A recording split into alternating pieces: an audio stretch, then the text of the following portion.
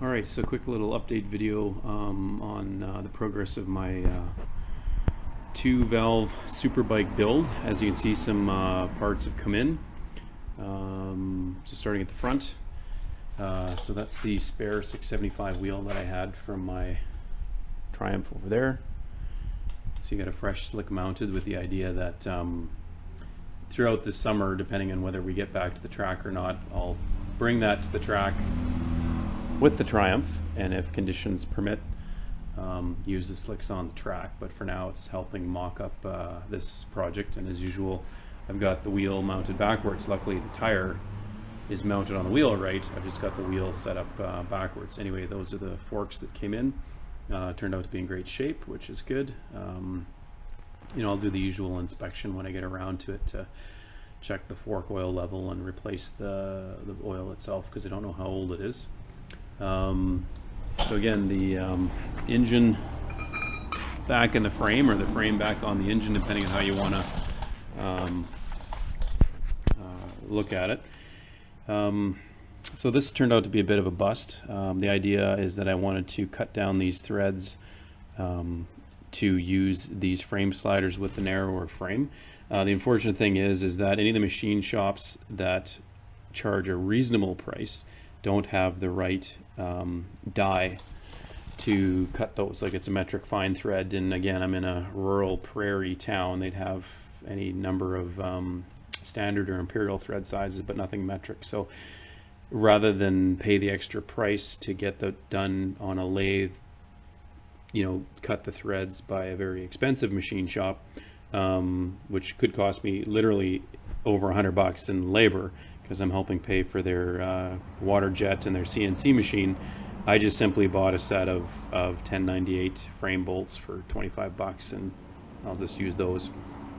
So this Olin shock came in from an S4R, and again, this was what Scott used on his project at Italian Iron Classics. So I'm still waiting on the rod to go with that, and I did place an order with Ducati Omaha for a variety of things, including the wonky bolt that goes through there.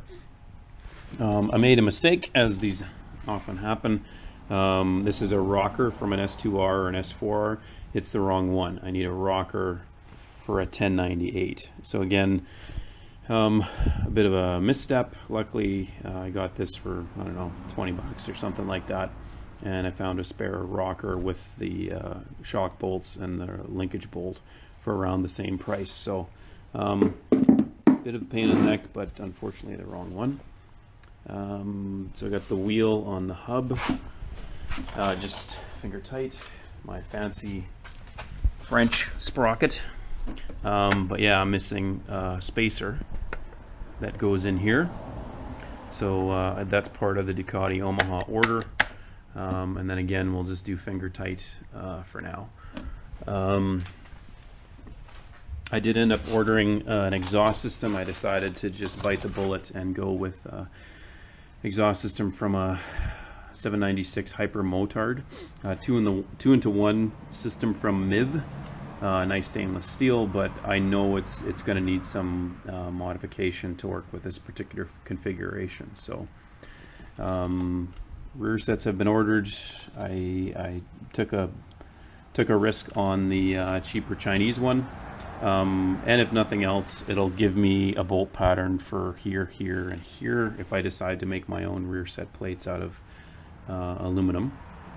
And I guess the frustrating thing is, and you know, this is what happens sometimes, is that so here's the street triple or 675 triple clamp. The bearings, I've got them to mate with races that have been pressed into the stem, but the stem itself is a bit too short, so I need to take this to a machine shop and get it lengthened. And I've luckily got some 6061 aluminum rod in plenty of lengths that can be turned down on the lathe, and hopefully press this out, machine one of these things 14 milliliters longer here, same tolerances here and threads, and then press her all back together, and it should fit in here, which will work with these forks and that wheel. Stay tuned.